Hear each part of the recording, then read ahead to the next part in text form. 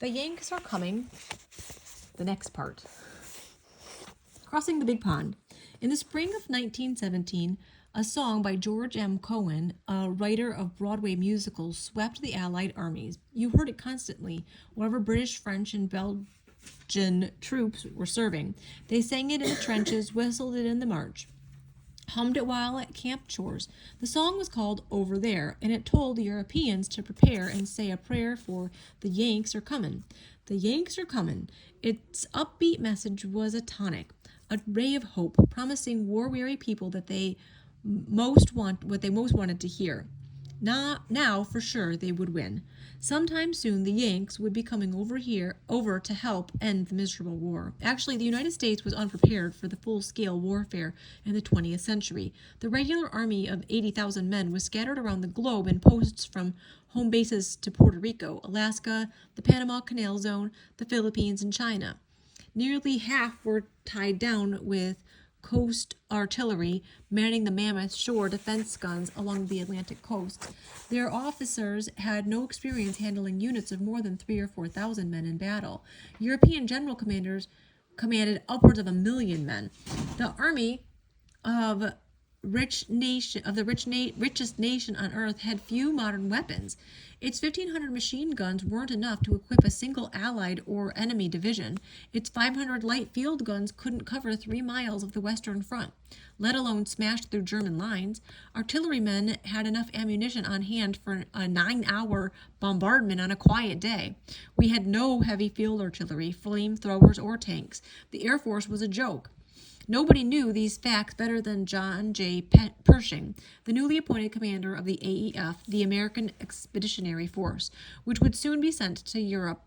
Born in 1860 in Laclede, Missouri, Pershing worked on his father's farm and taught in a one-room schoolhouse before entering the United States Military Academy at West Point. After graduating at 26, he was posted to commands in the West, where he fought the Sioux and the Apaches. During the Spanish-American War, he had served in Cuba with the 10th Cavalry and an all-Negro regiment, which earned him the nickname Blackjack. He sported that name for the rest of his life and was proud of it. Blackjack fit him in more than one way. He was a tough, hard-as-nails professional soldier, completely fearless himself. He admired courage in others. The highest compliment he could give anyone was to say, "He's a fighter, a fighter, a fighter." Strict and unsmiling, the Army rule book was his Bible, his law, enforced to the letter. He was not liked, much less loved by his men, black or white. Rather, they respected him as a pupil respects a strict but just teacher. Crossing the Rio Grande, General John J. Blackjack Pershing and his staff forded the river separating the United States and Mexico in pursuit of the bandit chief Pancho Villa. Pershing's courage and leadership ability was noted by his superiors. One of his admirers happened to be Colonel Theodore Roosevelt of the Rough Riders. After TR became president in 1901, he promoted Pershing from captain to brigadier general over the heads of 800 senior officers. Blackjack was serving in Texas in 1915 when word came that his wife and 3 young daughters had all died in a fire. Only his son, Warren, age 7, survived.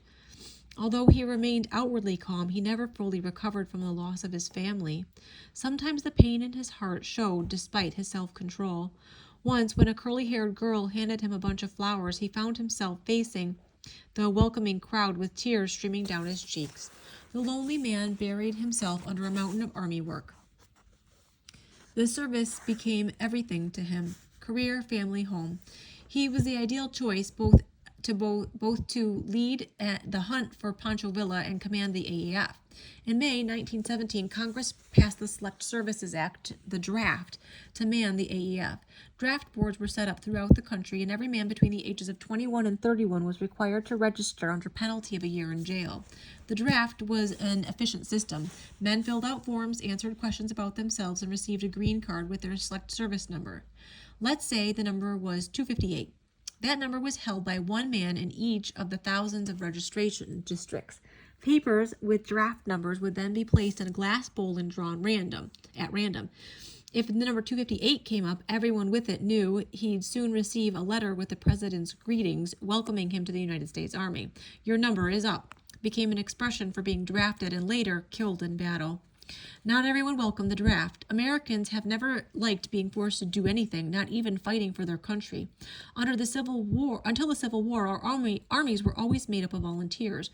When the draft became necessary in 1863, riots broke out in the North. The worst riots were in New York City, where more than 1,000 people died in a riot. That's horrible. Although nothing like that happened during the First World War, thousands of men became draft dodgers. Police used to swoop down on ballparks, bathing beaches, and other recreation areas demanding to see registration cards. Some tried to disqualify themselves by drinking ink, swallowing nails, or breaking their trigger fingers. One fellow gulped down a pocket watch, hoping to make the examining doctor think he had a bad heart or a ticker. Mountain folk in Arkansas threatened to shoot anyone who came to take them into the army. Most draftees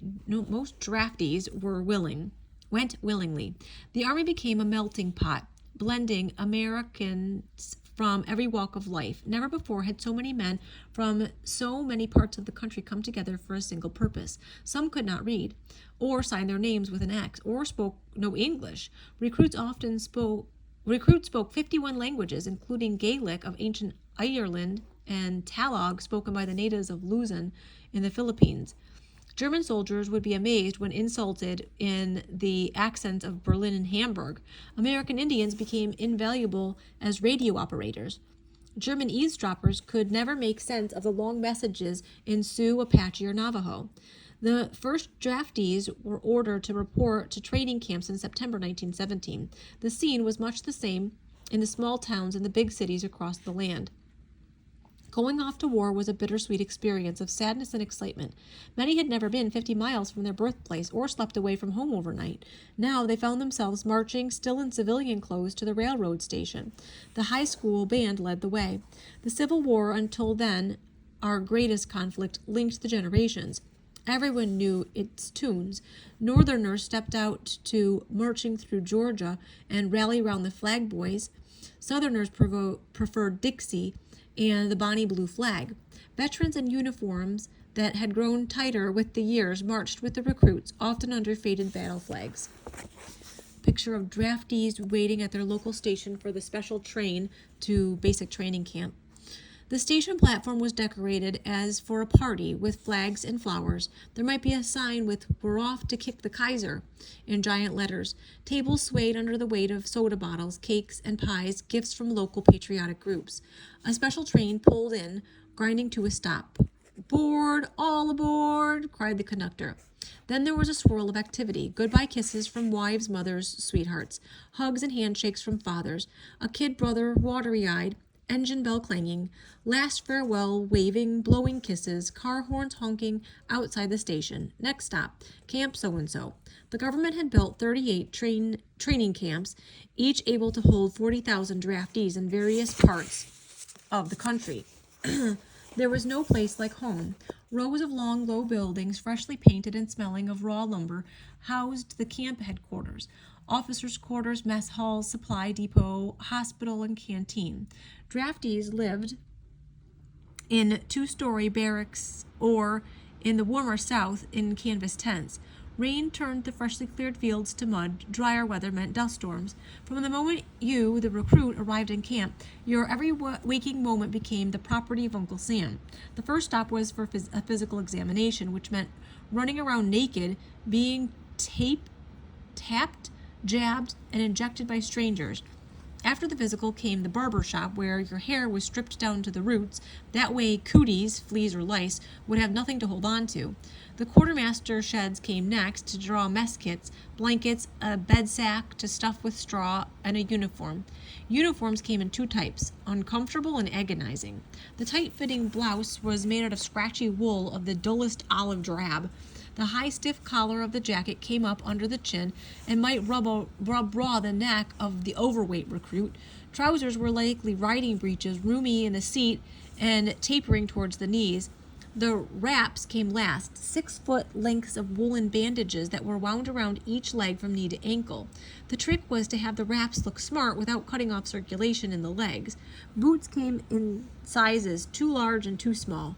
The outfits were crowned by a campaign hat, a high-peaked affair with a wide brim. Most draftees hoped someday to meet the designer of this uniform alone in a dark place.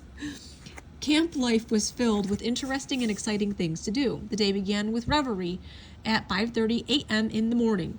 From then on, everything was regulated by bugle call. Meals, work, training, and sick call were announced by the bugler. He was not a popular fellow. Like soldiers before and since, you learned that hurry up and wait is an army tradition. You hurried to a meal only to wait outside the mess hall in the rain. You waited in line at the showers, drafty places with splintery floors until the hot water ran out, as the men constantly shouted to each other, "You're in the army now. You're not behind the plow. You'll never get rich. You're a son of a. You're in the army now." Basic training meant learning the ABCs of soldiering. The first day of basics were devoted to saluting and housekeeping. Rookies were made to understand that the survival of the Republic depended upon snapping a salute properly. Tightly made beds were equally important. Failure at these tasks brought long hours at attention in full pack or policing the area, picking up cigarette butts and candy wrappers in the company streets, marching and calisthenics, building stamina. Calisthenics is like exercising. Building stamina and got recruits used to obeying orders instantly, for combat is no place to start questioning a command. Learning combat skills was more difficult. Weapons of every kind were in short supply in the training camps. Artillerymen in some units had to practice loading and aiming on a telegraph pole cannon. Sacristy of rifles forced thousands of infantrymen to drill with wooden guns. Many a dummy marked Kaiser Bill had its stuffing torn out by rookies lunging with bayonets at the ends of broomsticks. Nearly half of the men in certain divisions went overseas without ever having fired a rifle. Hand grenades were scarce, valuable items not to be wasted when rocks would do just as well. Despite the shortages, Blackjack trainers kept the recruits busy every minute of the day. By the time taps blew at 10 o'clock at night, they were too tired to notice the narrow cot with a lumpy mattress or hear the 60 other men snoring nearby. On guard. As instructors show some doughboys how to protect themselves against the bayonet thrusts. Why are they called doughboys? The trainees soon began to shape up as soldiers. They even learned a new language, soldier talk, as colorful as any in the world. The American soldiers called himself a Yank or a doughboy, from dobe or adobe, the white clay dust that covered marching troops during the Indian Wars in the Southwest. Doughboys, in their own expression for everything. If MPs, military policemen, caught you going AWOL, absent without leave, you were SOL, soldier out of luck. Your company shaved-tail second lieutenant might put you in the dodgy dog guardhouse or assign you KP, kitchen police duty, peeling a mountain of onions. Others might Goldrick, get out of work details without being caught. GOK, God only knows why. They had texting acronyms. Group singing became an important part of the training routine, and later, life at the front. Officers found that singing improved morale. There were songs to go with any task, suit any mood. New recruits marched off by squad singing, "Hail, hail, the gang's all here." Gripe songs helped express complaints about Army life, making them easier to bear. Someone who left a good job to earn $30 a month as a buck private had plenty to complain about. Corporal Irving Berlin spoke for himself in the war's most famous gripe song, "Oh, how I hate to get up in the morning." Nasty details like digging latrines, that means digging a hole to go potty in, and filling sandbags became easier, and rousing choruses to the nonsense song, Yakahula Hikidula, Songs such as "One grasshopper hopped right over another grasshopper's back" made long marches seem shorter. Children at summer camp still sing this doughboy song. 100 bottles of beer on the wall, 100 bottles of beer. One of those bottles should happen to fall, there'd be 99 bottles of beer on the wall. Songs finally built team spirit, welding strangers into fighting units. Marines let go with "Wool hang the damned old Kaiser to a sour apple tree." Infantrymen roared, "Oh, the infantry with the dirt behind their ears. The infantry, they don't get any beers. The cavalry, the artillery, and the lousy engineers, they couldn't lick the infantry in 100 million years." The first 500,000 doughboys were completing their training by the winter of 1917. Only the Big Pond, the Atlantic Ocean, stood between them and France. That, and the German U-boat fleet, here was a task for the Navy. The British Admiralty was keeping a secret from its own people as well as its allies. Germany was winning the sea war. Ever since the start of unrestricted submarine warfare, the monthly toll of Allied ships had skyrocketed, reaching 900,000 tons, or about 100 vessels.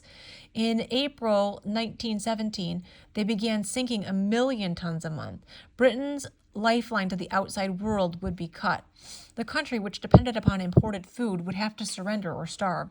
There seemed to be no way out. Although British shipyards worked around the clock, ships were being sunk twice as fast as replacements could be built. The Royal Navy's anti-submarine efforts were failing. Few U-boats were sunk, while the Germans launched 3 new vessels each week. Faster models with longer cruising ranges than Schweiker's U-20.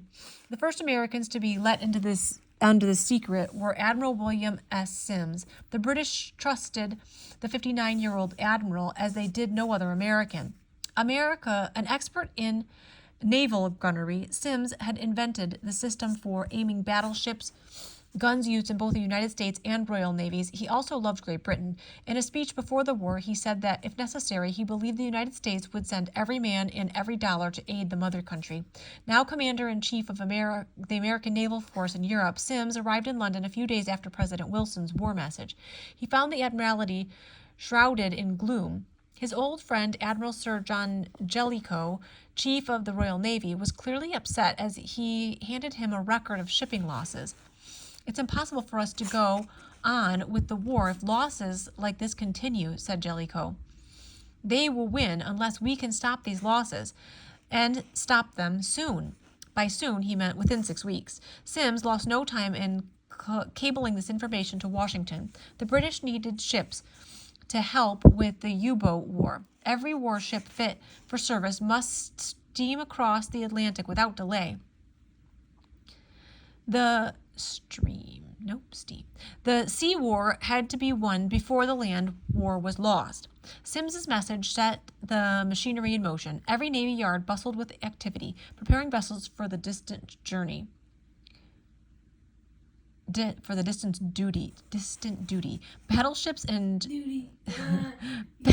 the giants of the fleet, weighed anchor and headed east with their cruiser escorts. 5 battleships, USS New York, Wyoming, Florida, Delaware, and Arkansas, joined the Grand Fleet in the North Sea. As the 6th Battalion Squadron, they became a unit in the Royal Navy under command of the British Admiral. Their mission, to prevent German surface raiders from coming out into the open ocean. 3 other battleships, the USS Nevada, Utah, and Oklahoma, took up position at Bantry Bay, Ireland, to cover the Atlantic shipping lanes.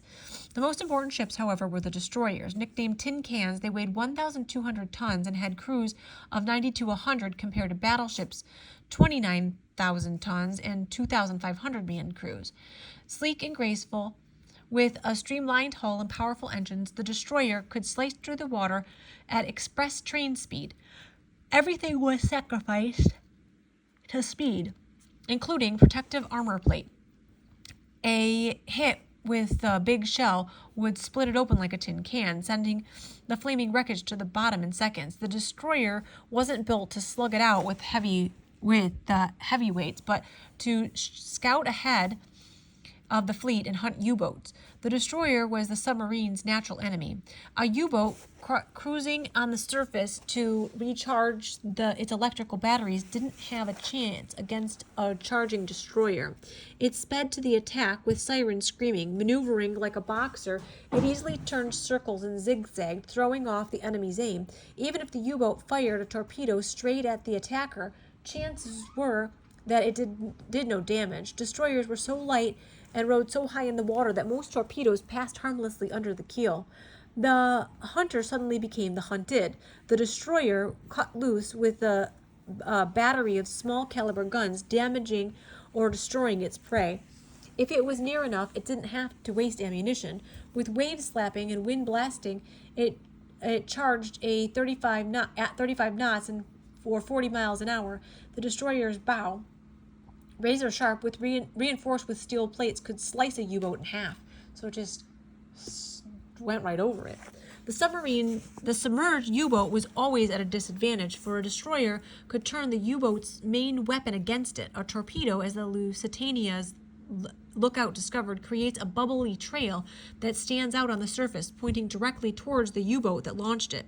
A destroyer simply raced down the tail to the end and then cut wide circles, first to the right, then to the left, releasing underwater bombs.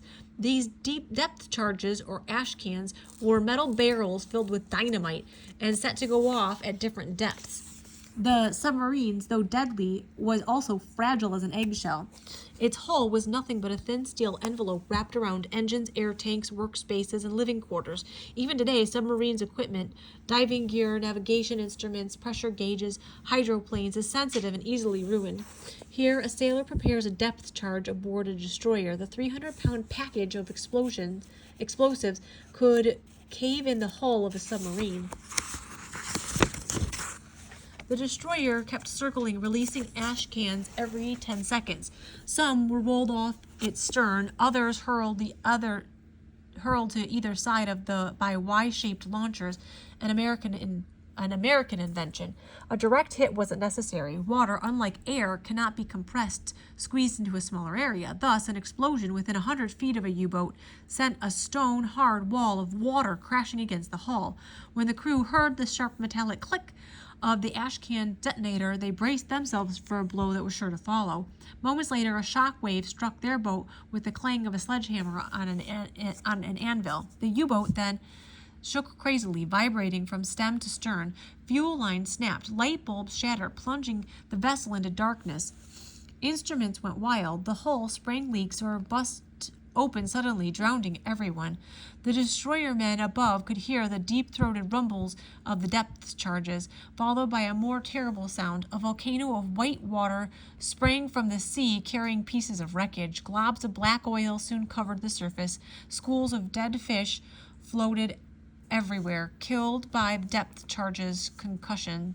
Some U-boat commanders, the lucky ones, saved their vessels by playing possum. If the water was shallow enough, they rested the craft on the bottom to wait out the attack.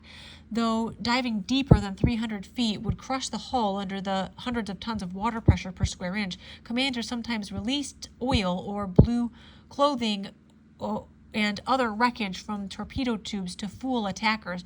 But even if the U-boat survived, depth-charging crewmen were so shaken up that they were unfit for service for days afterwards. End of that part.